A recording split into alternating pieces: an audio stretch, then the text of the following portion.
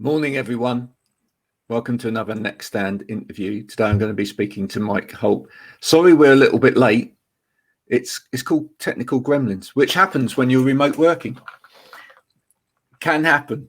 Can't right. it, Mike? It can happen. Mm-hmm. Yeah. Whereabouts in the world are you? Audio issues. I'm in Chiang Mai, Thailand. It's in the northern province in Thailand. That sounds wonderful. Tell me a little bit about Thailand, because I've never been there, or for anyone that's watching that's never been to Thailand. What can people expect when they arrive in Thailand? Well, I mean, so it's a beautiful country. I've traveled around to many places here over the past year and a half. I spent some time living on islands, both Phuket and Koh Samui. And now I decided to come to Chiang Mai because there's a lot of travel restrictions right now. Bangkok is under a total lockdown and because of the pandemic, which is still sorting itself out. But yeah, I mean, when you arrive, you either come into Bangkok or most likely Phuket. And so you have there's a little bit of something for everyone here, I would say. Got beaches, cities, mountains, rainforests. Just depends on what you're looking for.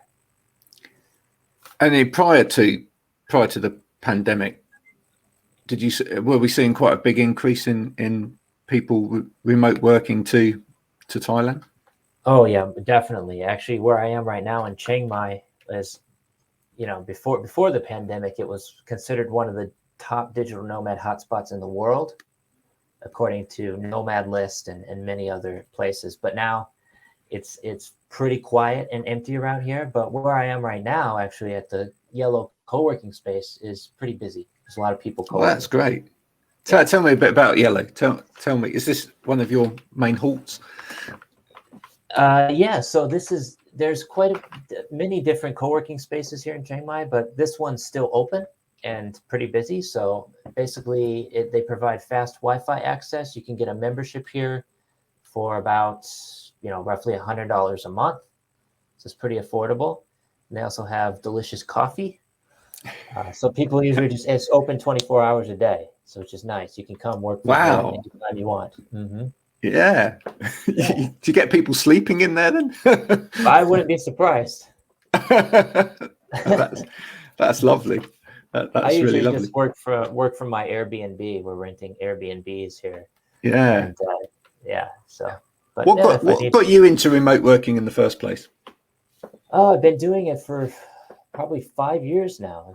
I've been traveling a lot. I've traveled all through South America, almost every country in South America.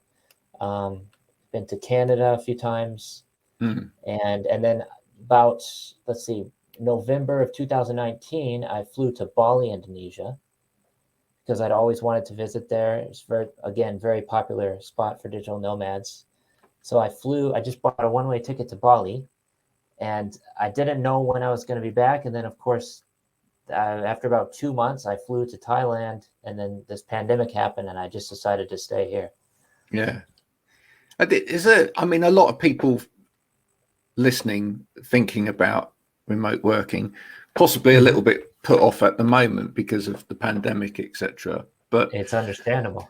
Yeah, but even then, there aren't ways to do it even now. Yeah. There's actually a lot of countries are jumping on the bandwagon, and they're adopting this digital nomad or remote work visa. So I think just a few that come to mind. One is Estonia in Europe. And let's see, Portugal, Costa Rica, I believe is they're offering digital nomad visa. So essentially what that allows you to do. I think Croatia aren't they? Yeah, Croatia too. Lots of countries are jumping on board because they're seeing, like, even here in Thailand, for example, there's a big dip in tourism. So they want to incentivize digital nomads to come and set up shop and stay for 6 months to a year. So that's the goal behind this. And what sort of people are doing it? What sort of people are gravitating towards this lifestyle? I would say anyone that's working for either they're a freelancer, digital freelancer. They have a couple clients that they're already working for online, so they have that safety net. guaranteed income. I wouldn't say that I'm quite in that position yet, but I'm just finding ways to stay afloat. I have a couple marketing clients, and but yeah, basically anyone who's a freelancer or they work for a company that allows for full-time remote work. And a lot of times you can just ask your boss and then they'll be accepting to this because, you know, everyone's working from home or working remotely nowadays. Now, in your mind, is it feasible or possible even to be a digital nomad even in your own country? Yeah, sure. Yeah, you can. I'm from the United States originally, and obviously there's a lot of beautiful places to visit around the U.S. And you can say go to Colorado for a few weeks out of the year, or maybe a few months, and then just work from there. Or there's many places. Go up to Canada.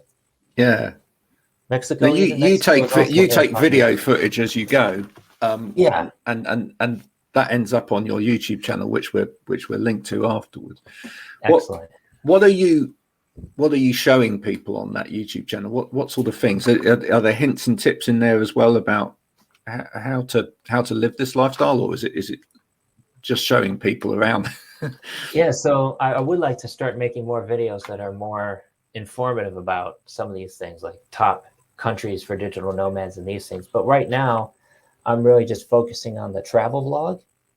So I'm showing people that I'm already doing this here in Thailand. So kind of just inspiring them to visit Thailand at the time being currently.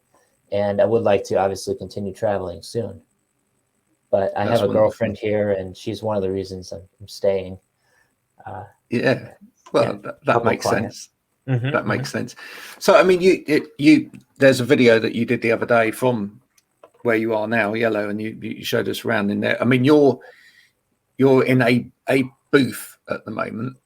Yep. So that's a like private booth, but just so people can visualize in their head, and then they can go and watch the video to get a better idea. Outside of that booth, there's quite a big space. Yeah, I could actually show you around, but I'd have to carry my laptop around. Yeah, no, it's fine. They can watch the full tour video on my YouTube channel, though. Yeah, but there's different types of spaces within that space in order to do, if you wanted to chat a bit more, or if you wanted to sit quietly, etc. So right outside this booth, which is a soundproof booth that people use for conference calls and interviews, they also have a large space with a bunch of tables set up, and even like a little spot where you can sit on some cushions. So yeah, it's a big space. They also have a coffee shop, and then upstairs you can get a hot desk, which is like a reserved spot. It's reserved only for you. So that's if you have a business and you're coming here every day. But that's a higher tiered membership. I mean, if people were beginning to think about this, sounds like an idea. I've actually spent the last 18 months or whatever sat at home looking at the same wall, doing my work or whatever, or I'm just fed up of sitting in that same office space every day, and I know I can be more productive if I can move around a bit. Are there a couple of pieces of advice that you would give people just to start out in this? What are there people or any particular websites that they need to go and look at in the first place? I would recommend checking out Nomad List. So this is a website that offers a curated list of the top digital nomad hotspots around the world. So that's changing all the time, and it's based on different types of criteria like cost of living, quality of life, many different things. So if you're looking to go to, let's say, Mexico, for example, just to go on vacation, maybe you don't even want to be working while traveling and just take a vacation for a while to see something new, then that would be probably one of the best resources out there. Yeah, I mean, is that not kind of part and parcel of the digital nomad lifestyle as well? Is that perhaps these days life and work blend anyway. Yeah, sure. Yeah. They're kind of two sides of the same coin, but I would say that you need that work-life balance as well. Do don't want you? anything- Do Yeah, you it's need important. work-life balance, or do you need balance? Because Balance, yeah, just balance. I'm on the table about that, because Mhm. you know, at the end of the day, I like to try and find work that's not work as well.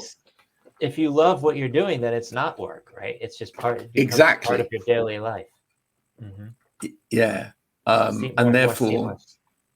yeah, I think it's important to prioritize and make time for the things that are important in your life. And therefore, you know, you shouldn't necessarily have your head in a phone or a laptop all day, every day. But sometimes it's better just to leave your phone at home so you can reduce distraction. Say if you're going to dinner and you don't want to be, just leave it at home. Yeah, no, absolutely. But then at the same time,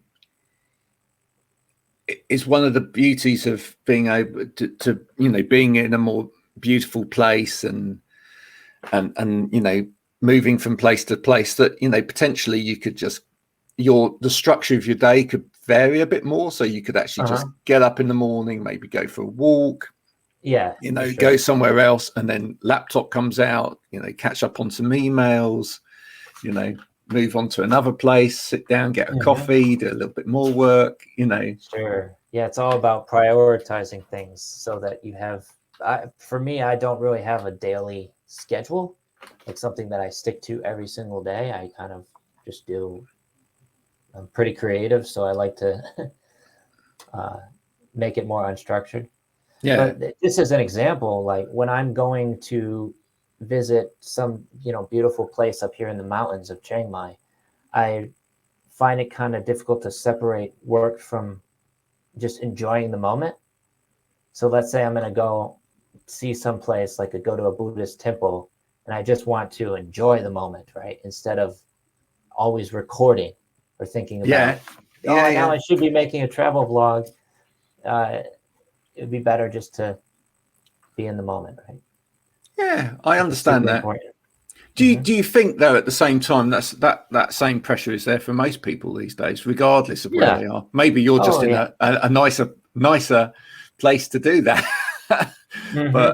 But you know, I think it's the same for a lot of people anyway, regardless of whether they're living that lifestyle. Is that, you know, they get up in the morning, you know, something happens in the home. Oh, that's interesting. I better capture that. I better put that on social media. I better, you know, I can use that in some way in order to, you know, facilitate part of my business or whatever. So I don't know that it's necessarily something that's unique to definitely not traveling, but you obviously get to see some amazing things. So I guess, as I say, so you're torn between having that just for yourself, but also going, but I know people would love to see that.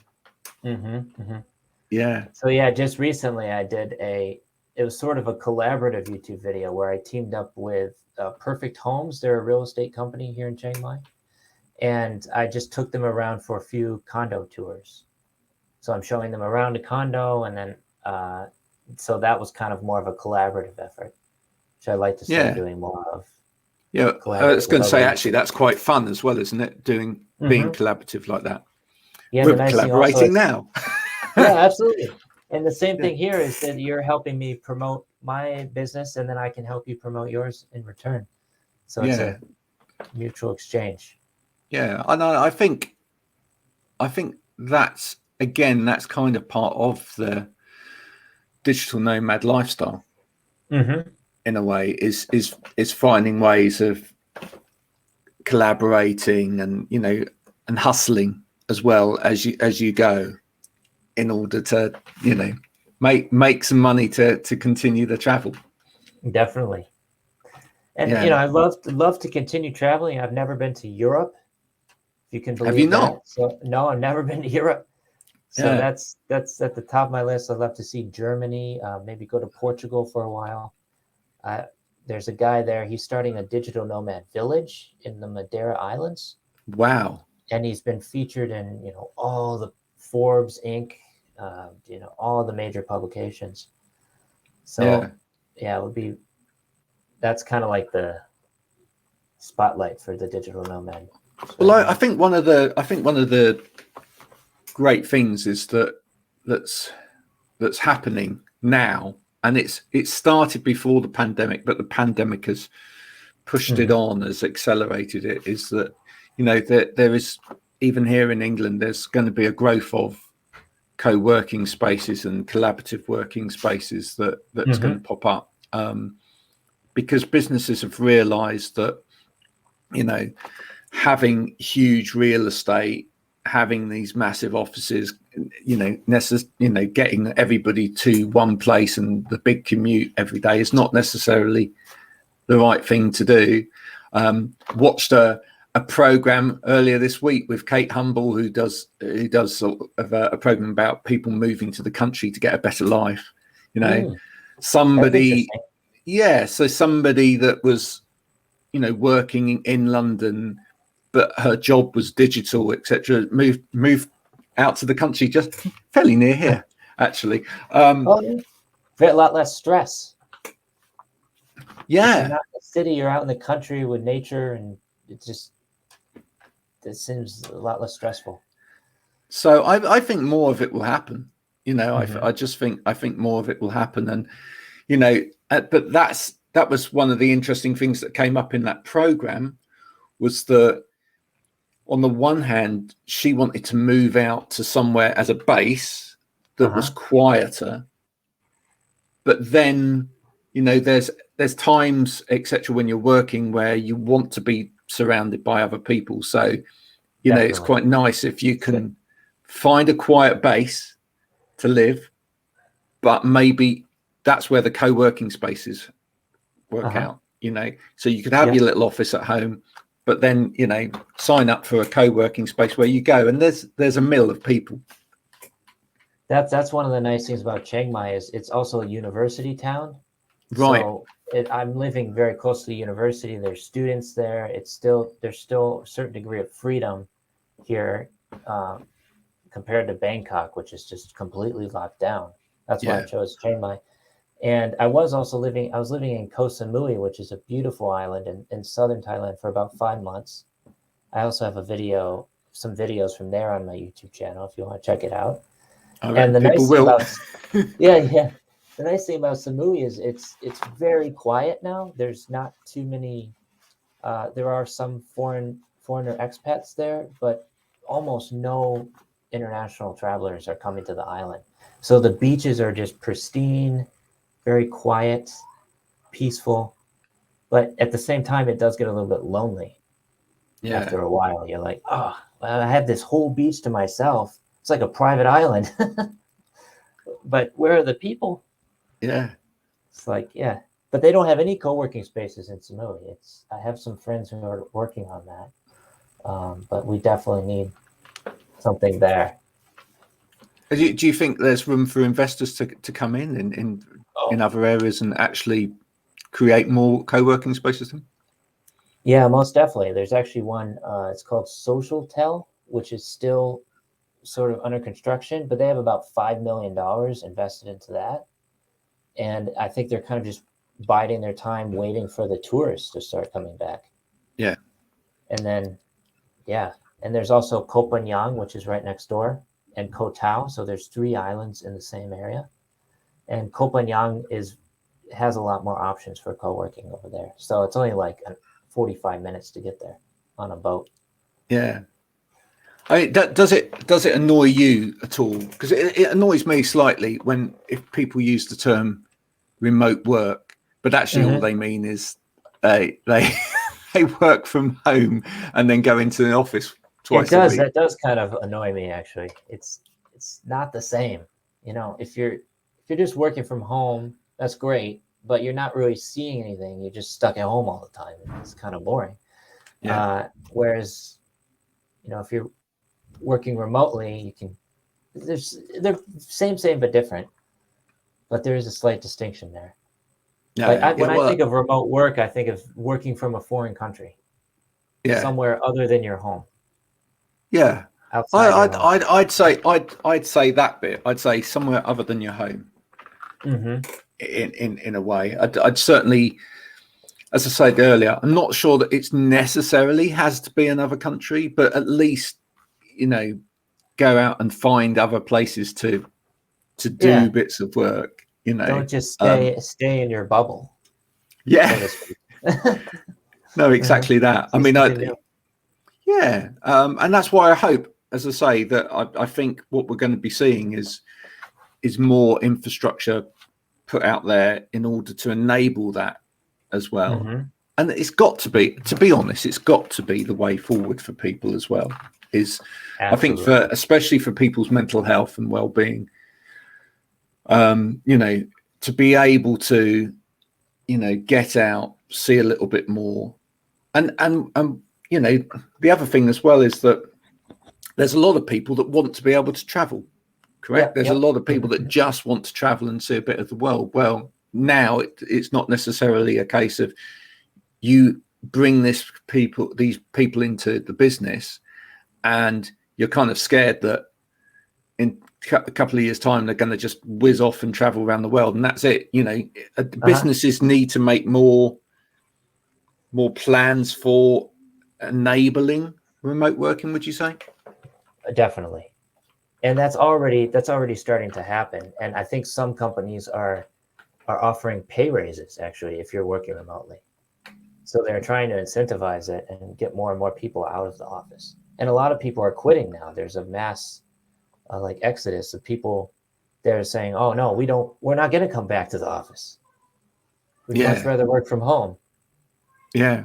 And so it's already happening, and this pandemic is just expediting things. It's a good point, Odessa. You still need collaborative working for interaction and being amongst people. So you do. Definitely.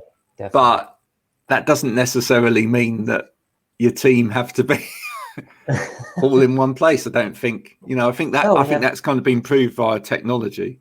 Zoom. So many people are using Zoom now, or Skype, or what we're using now. But it is important to have that in-person interaction, I think. Yeah. That's a key element. And that's where these co-working spaces are really, really, really vital, just to get to meet other people. I mean, that's the funny thing, isn't it? If people are sat there working at home, they possibly have no interaction whatsoever with anybody else in the world. Yeah. I work from home and it's just a studio apartment. It's not a lot of space, but my girlfriend's usually there. So sometimes I want to just go somewhere else to get away for a while, give her some space. And then, so I come to this co-working space. Yeah. This is an interesting question from Odessa as well. Could this start the end of the office 9 to 5, Monday to Friday? I think there's a lot of people asking those questions at the moment on LinkedIn. Oh yeah, definitely. Would you prefer a 4-day working week? My view on that is, and I don't know about you, but is it about a 4-day working week, or is it, again, it's going back to my life balance thing, is it just about splitting up your week and just having times when you're doing this and times when you're doing that, and actually making it a little bit more fluid? Yeah, I think that's because now, research shows that people who are working from home are a lot more productive, but that's because they're just stuck at home and they're always thinking about work, right? They don't have the office time and the home time. It's all one. So yeah, it's really important to set a schedule and maybe just set an alarm or something that says, okay, I want to stop working in an hour and then go for a walk and just separate the two. Yeah, no, absolutely. And I don't know whether it's necessarily about going down to a 4-day working week, because I mean, if you do that, but you're pressured in that 4 days, you probably need that extra day because you're going to have a nervous breakdown. I just think it's about getting a better pace and a better flow to the workload. you know, and that's where we do need to learn some lessons in this and from the pandemic in terms of sort of time management and business management, because it's no good just having people going Zoom meeting all day long, not letting them have any time to do any work. Then they're catching up in the evenings or whatever. That switched on all the time bit isn't great for people. I mean, the benefit of, I think some of the benefit that we're seeing from remote workers is they're finding this better pace of life and how to spread that work out during the day. So it doesn't mean to say you don't work hard, but it's just not necessarily so intense. I would recommend reading The 4-Hour Workweek, which I have right here. This one is in Thai. It's in Thai, so I can't read this. I don't read Thai. But you have a copy that you have read. Other copies are available.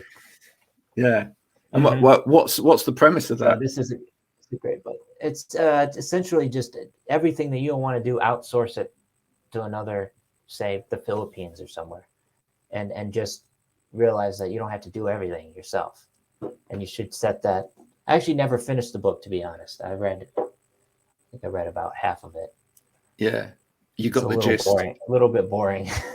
I'd rather just get the Cliff Notes version. I love the honesty of that. Yeah, that's great. But it's a classic. Many people want. Yeah.